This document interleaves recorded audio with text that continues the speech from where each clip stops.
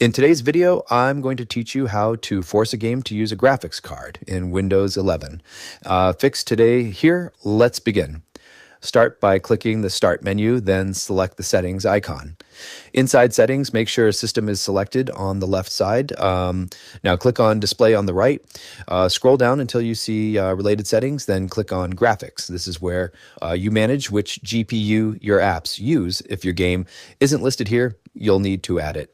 Look for the Add an App dropdown and make sure Desktop App is selected. Then click Browse. Navigate to the folder where your game is installed. This is usually in C:\program files, open parenthesis, x86, close parenthesis, or inside your Steam library folder. Select your game application and confirm. Once it appears in the list, click the drop-down arrow next to the app name. Then click GPU Preference and choose High Performance. You'll see your dedicated graphics card like NVIDIA or AMD listed next to this option. If you don't notice better performance, press the Windows key plus R type control, then press Enter. Go to Hardware and Sound, then Power Options.